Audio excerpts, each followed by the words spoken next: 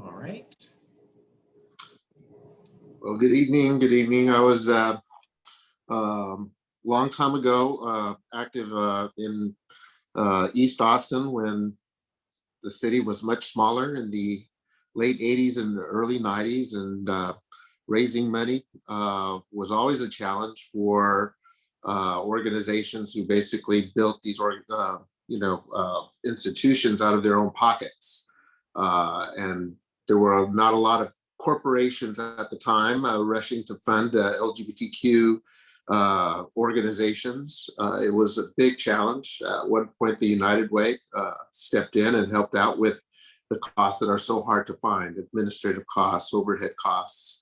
Once you start building up where you need staff and you hire staff because you have program funding, but to sustain those programs, the challenge was always to find administrative funds. So I would just advocate that we look to see where the services are being provided to the underserved, in the pockets of where the lower economic folks live. That was always the challenge. These nonprofits, they're businesses, and they do a lot to help out people that need it. So just finding the needs where they are, to keep in mind that there's a lot of opportunities to make the dollar go further if we only had a little bit of investment to keep the services that are needed in place. So I was just wanting to make sure that the people of color, LGBTQ communities that do what they do get a little bit of support within the budgets of whatever line item we're talking about, whether it be immigration or food relief or healthcare or just those things that these nonprofits provide. It keeps that underclass in the spotlight, because a lot of this relief is going to organizations that are already doing well, creating jobs. Some of those businesses aren't struggling in the same way as others. So that's just my 2 cents worth. I thought I'd put that in. Appreciate your time and listening and the opportunity for input. Appreciate that. Like the hat, Joshua, like the hat. Oh, thank you. Thank you. Thank you, Sal. We appreciate you. Okay. So someday again, we'll be in touch. We'll do a little elbow at first, and then maybe we Hey, I'm ready for it. lean in. Absolutely. Thank you so much. Okay. Good work, man. All right. Get off here. I'm still seeing, I don't see anyone in the chat thus far, but if somebody would like to just come off mute and speak, if you could just announce your name and what you're here to speak about, that'd be great.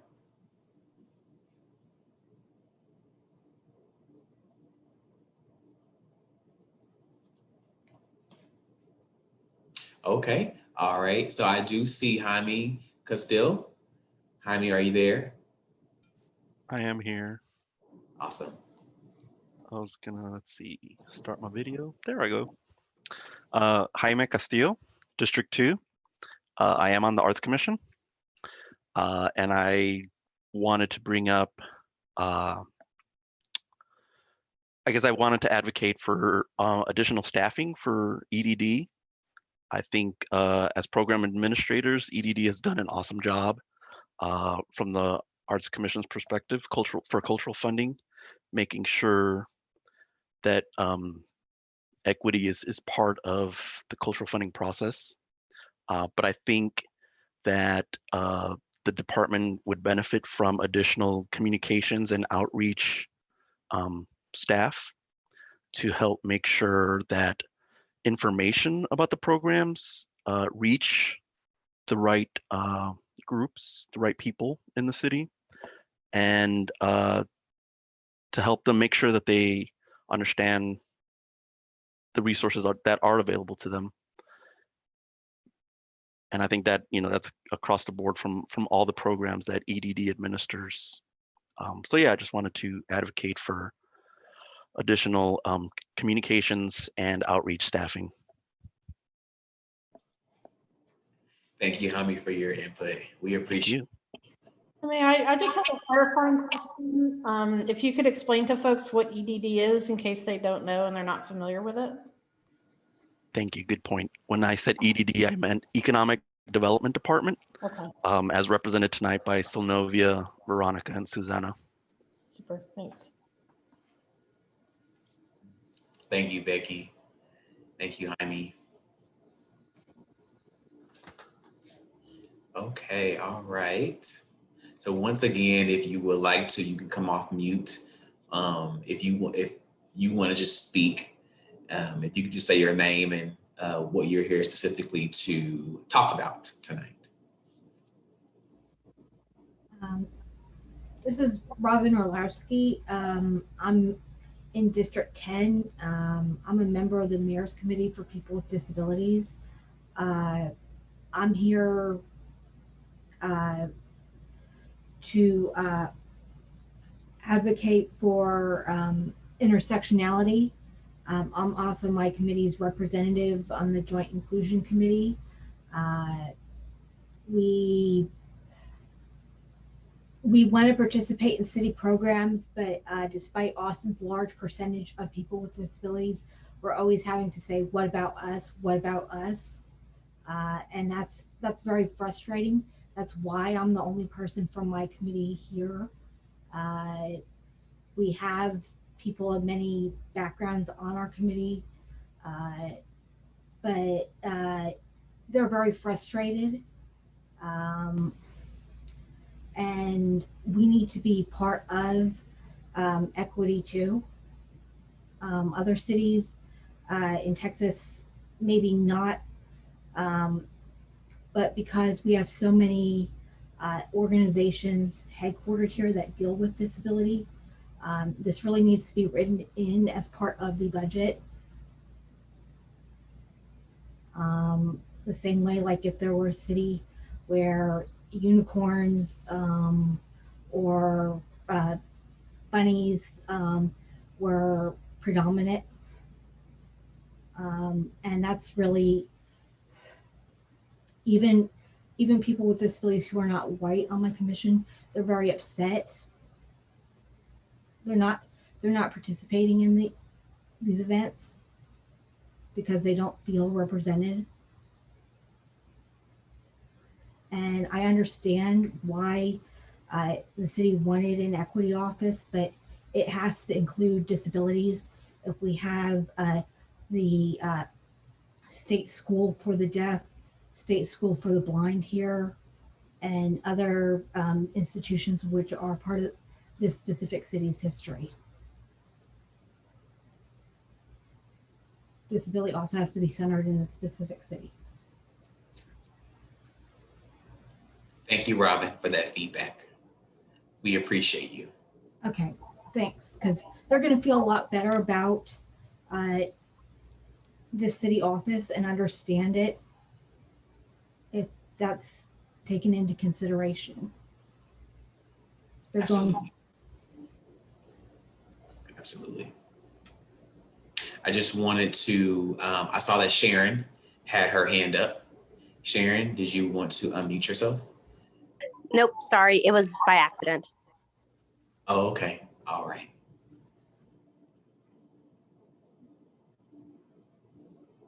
Okay, so I just wanted to highlight something because somebody asked who was collecting these recommendations of the feedback that we've heard thus far.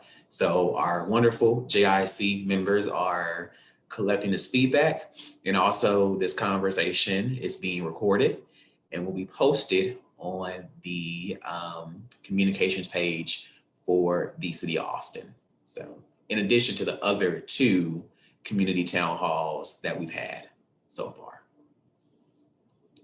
Okay, all right. Wonderful feedback thus far, everybody. Thank you so much. Would anyone else like to provide feedback or community input tonight?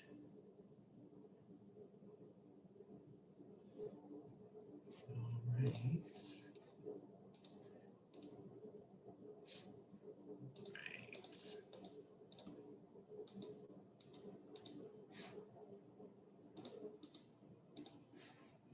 Right. So, I think maybe what could be helpful is if I just had some guiding questions. So now that we've kind of just had, just an open dialogue or just open comments, let me just kind of pose some questions to kind of, help out for folks. So when you think of economic opportunity, culture, and affordability, what are your priorities when it comes to economic opportunity, culture, and affordability? For example, I think that if someone was asking me, I would say more opportunities on the east side of Austin. More opportunities for jobs, for robust schools, and then also opportunities for small businesses, particularly small businesses of color, to be able to have equitable access to capital in Austin. So if you all had to ask yourself, when you think of economic opportunity, affordability, and culture, what would a priority be for you? Well, I can't drive because of epilepsy, so it would have to be public transit accessible and then not driving as a job duty. I had to reject jobs. They were public transit accessible. But when I got there, the person told me, oh, it requires driving a company car as a job duty. And that's something that other people may not consider. Mm. For instance, when they think of, oh, stratification because you have a master's. Well, I do have to turn down jobs that require driving. So I have to look and see if something is public transit accessible.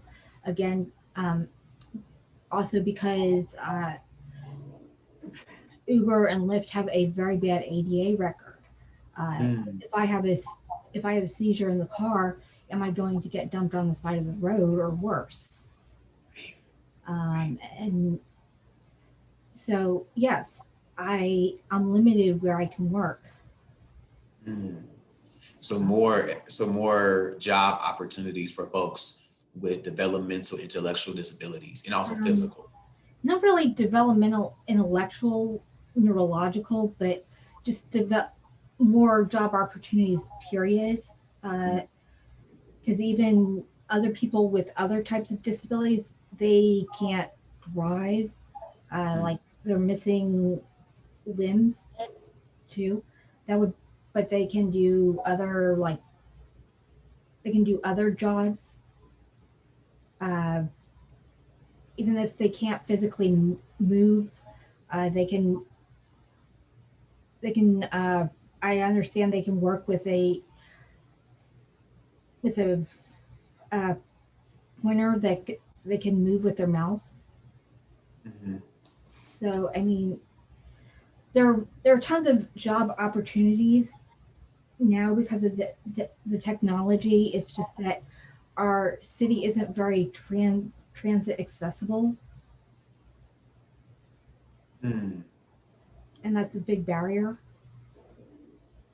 So Robin, if you had to place all of that in recommendation, what could be a recommendation that these commissioners could be to bring forward to provide more transportation access to folks with disabilities so they could have economic opportunity here in Austin?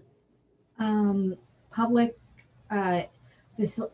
and city facilities need to be transit accessible. they should stops shouldn't be removed. There should be multiple local transit stops, and places receiving federal money like a hospital because of Medicaid, Medicare. You shouldn't be shutting them down during holidays. The city should take action against Capital Metro for doing that. I've lived in other cities like Houston and Dallas where they don't remove service from places receiving public money.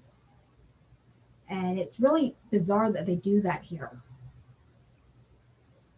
Because again, if you have access to a location, you can get to and from a job. The city really needs to get on the ball with that and take action.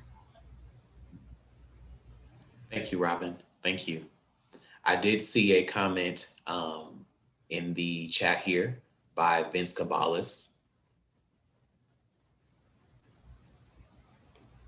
Vince, did you want to elaborate on repair and rental assistance to avoid homelessness after the storm?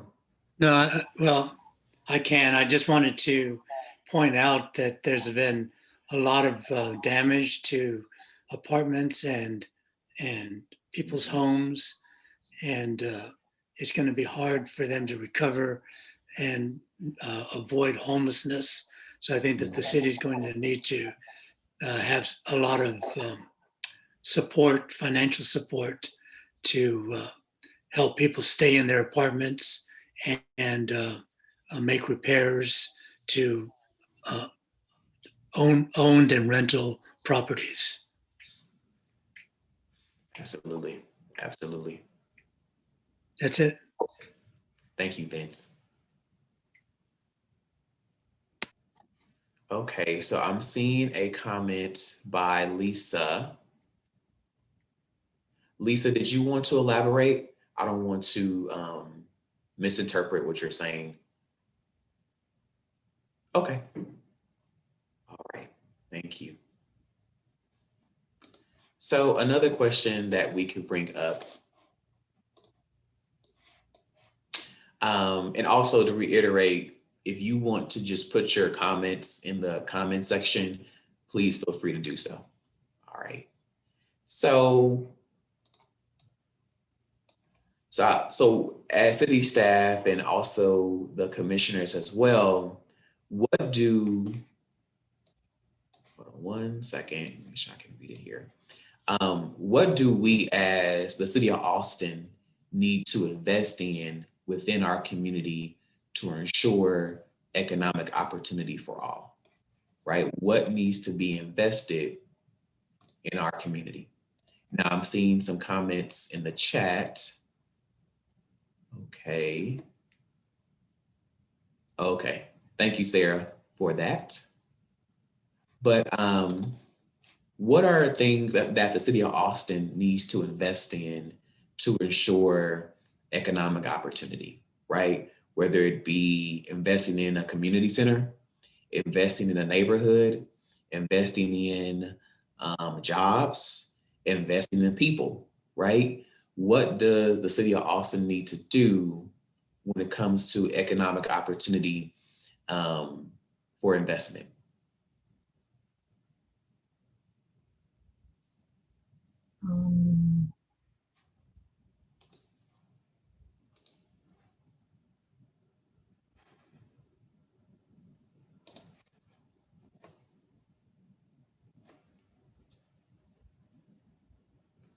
So I see here that programs that provide pathways to career and education for parents, especially those with low income.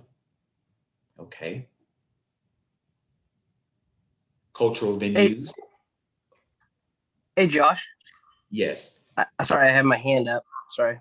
Oh, excuse me. Please. Sorry about that. Show me grace if I missed somebody. Sorry. Oh, sorry. No worries. This is my first time here, so I'm not sure if I'm supposed to speak or not, but I'm the supervisor at Conley Guerrera's Senior Activity Center in District 3.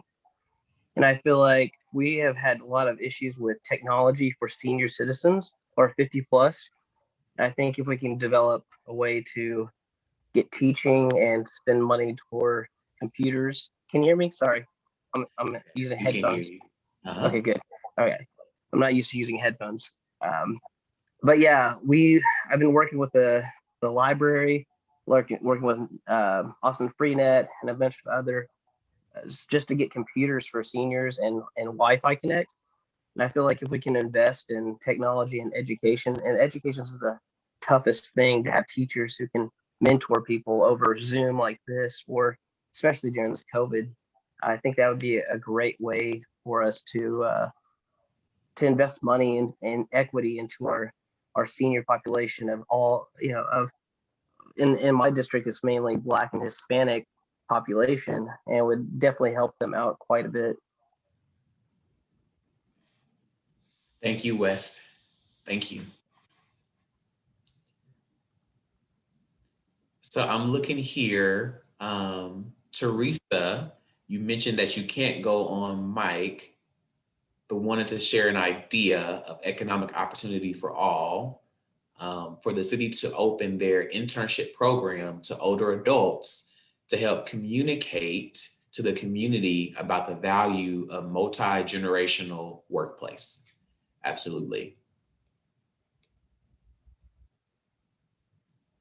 Okay. And then please, it's Teresa, and if you can use your mic, feel free to unmute yourself if you can. Okay, Ricardo, invest in the developments of worker-owned cooperatives and not give tax breaks to big corporations. These same corporations should actually be contributing more to local art, education, and health programs. Absolutely.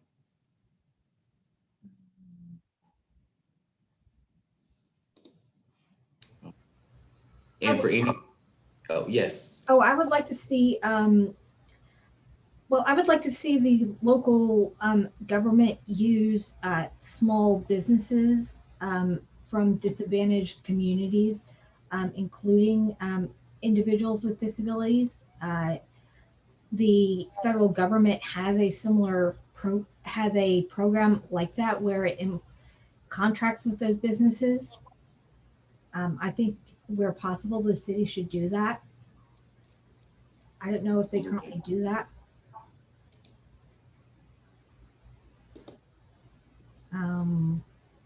Do they? Yeah, I know we have some staff from economic development, EDD. Mm-hmm. Do we do contracts with small businesses? So yes, Josh, I'll start and probably Veronica and Susanna will jump in. We actually have a small small minority business resource department that focuses on our MBE WBE ordinance, which requires certain participation within trades among various small businesses. And so typically on our capital projects, this is enforced. In addition, economic development did not a pilot project, but last year we focused a lot of our small spend on small businesses.